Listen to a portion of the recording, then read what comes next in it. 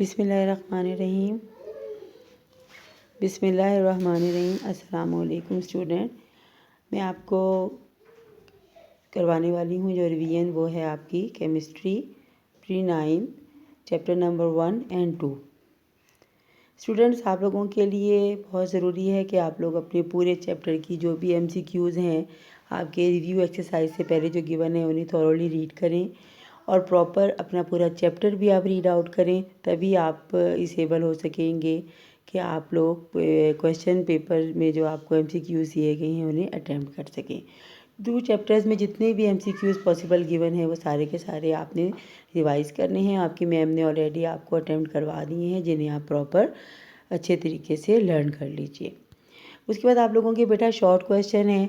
सबसे पहला क्वेश्चन ये वो क्वेश्चन है बेटा जो कि हम लोग आपको यानी कि समझेंगे एग्जाम्पल के तौर पर करवा रही हैं कि इस तरह के क्वेश्चन आ सकते हैं, मगर आपने सारे 2 चैप्टर मुकम्मल जितने आपकी मैम ने आपको कॉपी पे अटैम्प्ट करवाए हैं शॉर्ट क्वेश्चन सब करने हैं। और आपको मालूम है आपकी बोर्ड की क्लासेस हैं और every dot of the book will be the syllabus है ये सब आपका। आपने कुछ भी नहीं छोड़ना है, एक इसका नुक्ता कह सकते हैं आप, एक इसका वर्ड जो है आपको लर्न करना है और आपको याद होना चाहिए।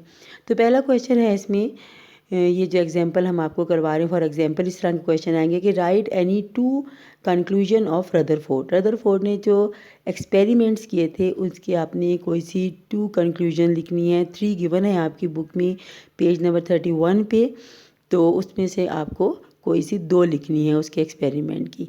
नेक्स्ट क्वेश्चन है आपका डिफ़ाइन करना है आपने हैवी वाटर को और एनालिटिकल केमिस्ट्री को। हैवी वाटर आपका जो है वो चैप्टर नंबर 2 से गिवन है।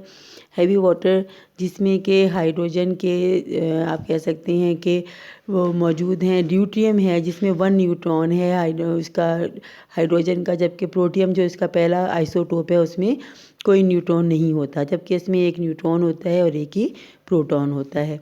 उसके बाद आपका जो सेकंड टॉपिक इसका जो है पार्ट बी है एनालिटिकल केमिस्ट्री। ये फर्स्ट चैप्टर की जो आपके एग्जाम सारी गिवन है उसमें डेफिनेशन उसमें मौजूद है, वहाँ से आप लर्न करें।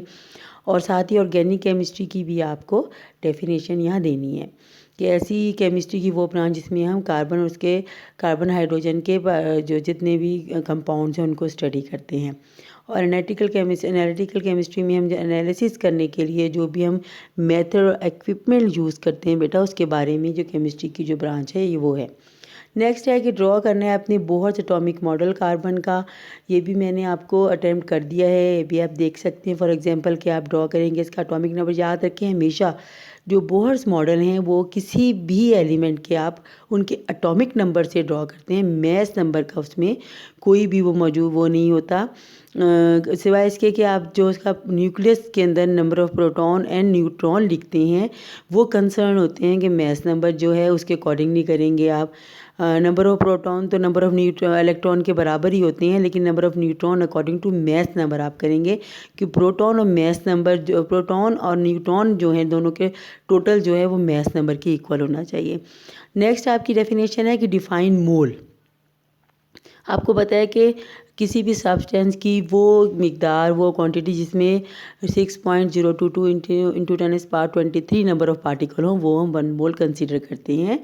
और नेक्स्ट आपका क्वेश्चन है कि differentiate between empirical formula and molecular formula. ये भी आपको पता है कि जो सिंपलेस्ट होल नंबर रेशियो देता है और जो एक्चुअल होल नंबर देता है वो मॉलिक्यूलर फार्मूला होता है। ये सब आपकी बुक में चैप्टर 1 में गिवन है।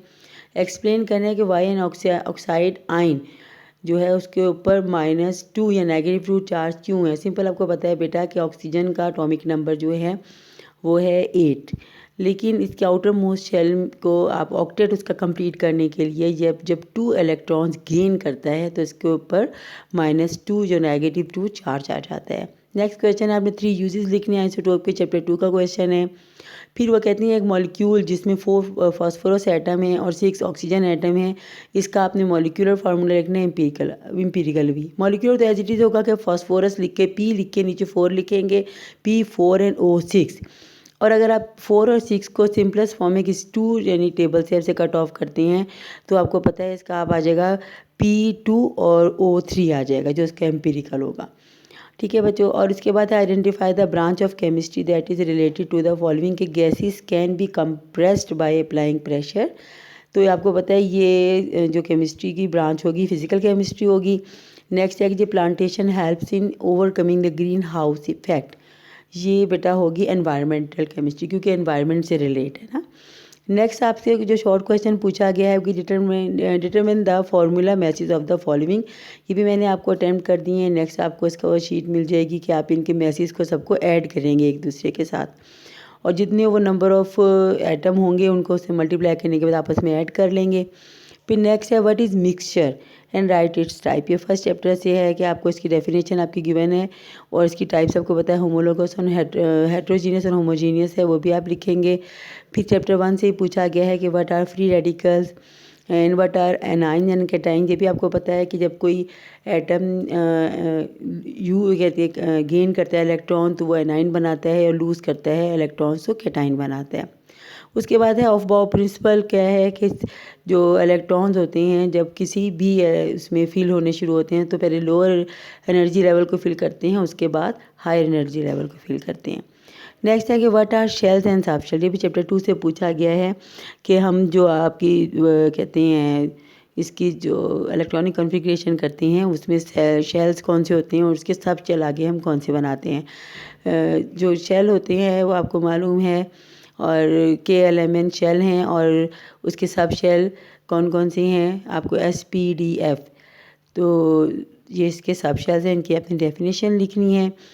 उसके बाद बेटा आप लोगों के लॉन्ग क्वेश्चन जो हैं ये आपका पार्ट C है आप कह सकते हैं इसका, जिसमें आपको लॉन्ग क्वेश्चन गिवन आपको दिए गए हैं। सबसे पहले तो calculate the number of molecule present in 2.5 number of moles of carbon dioxide. ये भी आपको मालूम है कि कार्बन डाइऑक्साइड का जो 1 मोल है उसमें 6.022 × 10⁻23 होती हैं, और जबकि जो है इसके सिंपल 2.5 मोल में आप इसे मल्टीप्लाई कर देंगे तो आपको नंबर ऑफ मोल इसके मिल जाएंगे। इसी तरह आपने आइसोटोप को डिफाइन करना है। चैप्टर नंबर 2 से क्वेश्चन पूछा गया है आपसे कि व्हाट आर आइसोटोप। तो आइसोटोप्स क्या होते हैं, किसी isotopes are atoms of an element whose nuclei have the same atomic number but different mass number. This is because the atom of an element can differ in the number of neutrons. कि number of neutron अगर change हो तो उनका mess जो होता है change हो जाता है, और इसीलिए हम डिफरेंट जो हमें एलिमेंट हैं उनके एक से ज़्यादा हमें पता चलता है कि उसके आइसोटोप मौजूद हैं। कि जैसे फ़र्ज़ करें कि हाइड्रोजन ही है जिसके कि 3 आइसोटोप होते हैं। पहले प्रोटियम है जिसमें न्यूट्रॉन कोई नहीं होता, बस एक प्रोटॉन होता है उसके न्यूक्लियस में और एक ही इलेक्ट्रॉन होता है उसके आउटर मोस्ट शेल में। और इसी तरह हाइड्रोजन का सेकंड जो है वो है ड्यूट्रियम है जिसमें एक प्रोटॉन है न्यूक्लियस के अंदर और एक ही न्यूट्रॉन है। जबकि ट्रीटियम बहुत ज़्यादा रेयर है, बहुत कम मिलता है, और इसके न्यूक्लियस के अंदर न्यूट्रॉन होते हैं और इसके अंदर एक प्रोटॉन होता है। इन सब के सिंबल भी आपको देने पड़ेंगे साथ ही, और आप इनके साथ ही इनकी अगर हो सके तो डायग्राम भी बल्कि चाहिए आपको अगर इसके डायग्राम भी साथ ड्रॉ करें तीनों आइसोटोप्स की। उसके बाद आपसे पूछा गया है calculate the number of atom in 23 gram of sodium. आपको पता है सोडियम का एटॉमिक मास ही 23 है, तो 1 ग्राम में जितने एटम होंगे और वो कितने होते हैं आपको मालूम है कि नंबर ऑफ़ एटम जो हैं नंबर ऑफ़ मॉलिक्यूल 6.022 × 10⁻23 ही होते हैं। 23 ग्राम उसके इक्वल है 1 मोल के इक्वल है, तो 1 मोल में 6.022 × 10⁻23 है, तो सिंपल 23 ग्राम में भी जो 1 के इक्वल ही होंगे ना, 1 मोल के इक्वल ही होंगे। Explain the main postulate of Bohr's atomic theory. Bohr's atomic theory के मेन पोस्टुलेट बेटा आपको इसमें देने हैं कि वो जो आपको बताए गए हैं वो सब आपने लिखने हैं कि मेन पोस्टुलेट कौन से हैं। तो आपने इसमें बताना है कि उसके जो पोस्टुलेट आपकी बुक में गिवन है बेटा पेज नंबर 32 पर, वो सारे आपने देने हैं कि electrons in an atom revolves around the nucleus in one और ऑफ द सर्कुलर ऑर्बिट, और हर ऑर्बिट की फिक्स एनर्जी है। सो कोई भी जो है एनर्जी लेवल जो है उसका ऑर्बिट ही उसका वो बताता है, डिटरमिन करता है। सेकंड है कि the energy of the electron in an orbit proportional to its distance from the nucleus. जितना इलेक्ट्रॉन दूर होगा न्यूक्लियस से उतनी ही उसकी एनर्जी ज़्यादा होगी, उस ऑर्बिट की एनर्जी भी उतनी ही ज़्यादा होगी। थर्ड आता है कि the electron revolves only in those orbit for which the angular momentum of the electron in an integral multiple of h/2 पाई। जहाँ की एच प्लैंक्स कांस्टेंट है और उसकी वैल्यू भी गिवन है कि 6.626 × 10⁻34 GS है। नंबर 4 पे आ जाता है कि light is absorbed when an electron jumps to a higher energy orbit to emitted when an electron falls into a lower energy orbit। और ये इलेक्ट्रॉन जो एनर्जी रेडिएट नहीं करते जब तक वो ऑर्बिट चेंज नहीं करते। नेक्स्ट है बेटा, the energy of the light emitted is actually equal to the difference between the energies of the orbit. साथ ही डायग्राम गिवन है वो भी आप देंगे बेटा। और साथ ही आप लोगों को जो हम लोगों ने बेटा पढ़ाया हुआ है अच्छी तरह, रदरफोर्ड के हम लोगों ने आपसे पूछे हैं कि डिफेक्ट्स कितने हैं। 2 डिफेक्ट्स हैं, आपको पता है रदरफोर्ड के। वो ये कहता है कि जिसकी वजह से कि हमें फर्दर हमें बोहर एटॉमिक मॉडल जो हमें मिलता है, बोहर ने फर्दर वर्किंग की कि ये डिफेक्ट्स थे कि क्लासिकल फिजिक्स ये सजेस्ट करती है कि when electron being charge particle and then it will emit energy continuously while revolving around the nucleus. और अगर वो एनर्जी इमिट करता है तो स्मॉलर से स्मॉलर होता जाएगा और एक वन टाइम विल कम के it will fall into the nucleus और एटॉमिक स्ट्रक्चर विल कोलैप्स। और नेक्स्ट है कि अगर रिवॉल्विंग इलेक्ट्रॉन इमिट करता है एनर्जी तब हमें it should form a continuous spectrum उसे फॉर्म करना चाहिए, मगर हमें लाइन स्पेक्ट्रम ऑब्टेन होता है। ठीक है बच्चे। नेक्स्ट क्वेश्चन आपका है कि आपने लिखने हैं कि उसके main postulate of Dalton's atomic theory के, जो आपके चैप्टर नंबर 1 में गिवन है कि तमाम जो पार्टिकल्स हैं जितनी भी मौजूद हैं दुनिया में, जो भी चीज़ें हैं अल्लाह ताला ने बनाई हैं, वो तमाम जो चीज़ें हैं कि all elements are composed of tiny invisible particles called atom and atom of a particular element and are identical, they have same mass and same volume. During chemical reaction, atoms combine or separate, rearrange, they combine in simple ratios.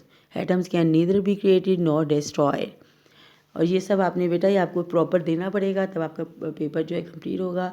इसके अलावा जितने question आप लोगों के ma'am ने आपको करवाए हैं प्रॉपर आप उन्हें लर्न करें, उन्हें अच्छी तरह याद करने के बाद आपने उन्हें लिख कर उसकी प्रिपरेशन करनी है और अटैम्प्ट करनी है प्रॉपर। जहाँ डायग्राम की नीड होगी अब you must draw the diagram. Without diagram आप लोगों के क्वेश्चन इनकम्प्लीट कंसीडर किए जाएंगे और उनके आपको मार्क्स भी नहीं मिलेंगे।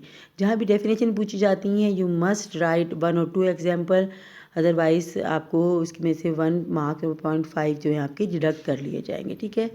Wish you good luck. Allah ताला आपको बेटे कामयाब करें। मैंने सारा आपको जितनी की थी फॉर एग्जांपल अटैम्प्ट भी कर दिया है, उसे आप प्रॉपर देखें और उनके अकॉर्डिंगली तैयारी करें। Best of luck. अस्सलाम वालेकुम।